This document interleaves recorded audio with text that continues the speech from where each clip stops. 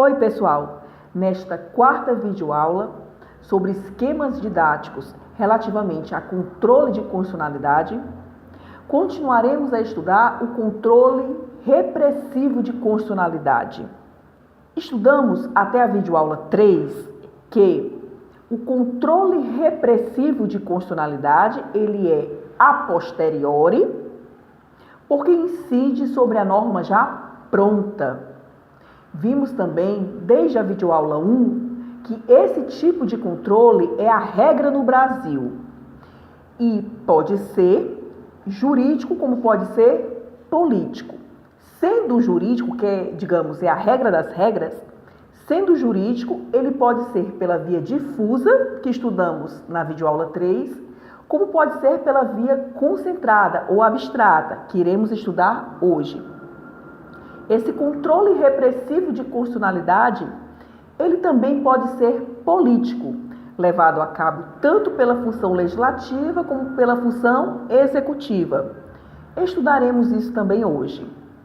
Esse controle de constitucionalidade repressivo jurídico concentrado, ou abstrato, ou reservado, ou por via de ação, ele é promovido no STF, e vai ter um parâmetro. O parâmetro é o quê?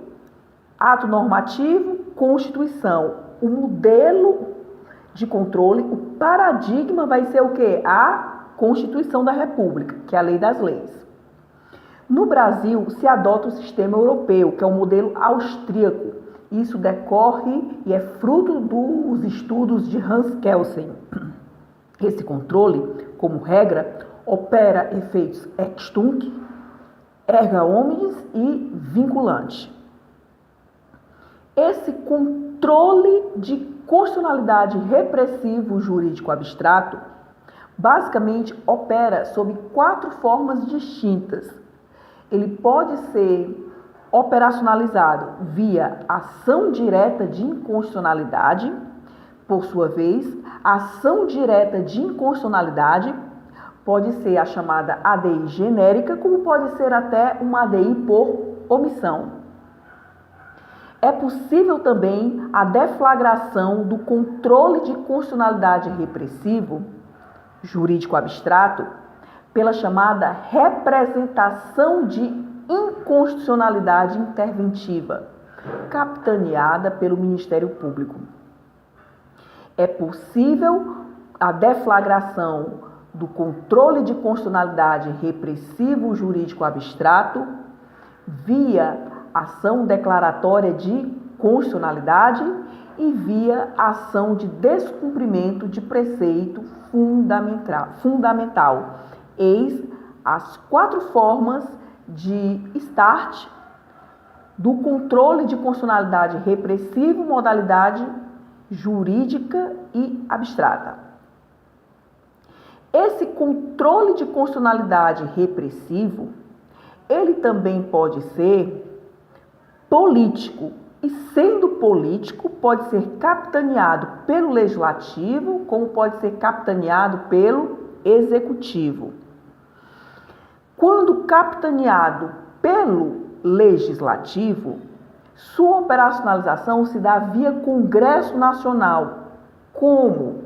Basicamente por 2 formas, por meio do chamado veto legislativo e quando o Congresso Nacional compreende que determinada medida provisória é inconstitucional.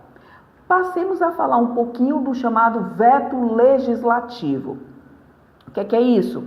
É quando o Congresso Nacional susta os decretos regulamentares exorbitantes dos limites. Vocês sabem que decreto é ato infralegal. Basicamente, serve para quê? Para regulamentar uma lei.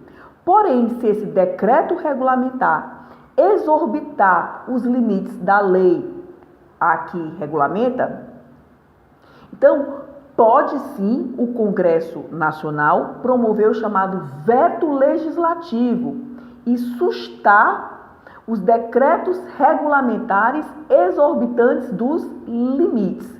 Esse veto legislativo, que é uma das formas de controle repressivo de constitucionalidade, modalidade política e legislativa. Isso serve para quê? Para que o Congresso Nacional suste os decretos regulamentares exorbitantes dos limites. Esse controle de constitucionalidade político-legislativo pode se dar também quando o Congresso Nacional ele compreende que determinada medida provisória viola as normas da Constituição da República. Quando o Congresso Nacional ele compreende que determinada medida provisória é inconstitucional, ela pode e deve ser o quê? Rejeitada. Se assim for, estaremos diante também de um controle de constitucionalidade repressivo político-legislativo.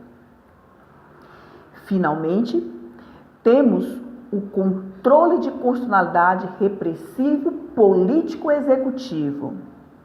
O político-executivo é operacionalizado da seguinte forma: o titular da função executiva pode negar cumprimento à lei que compreender inconstitucional.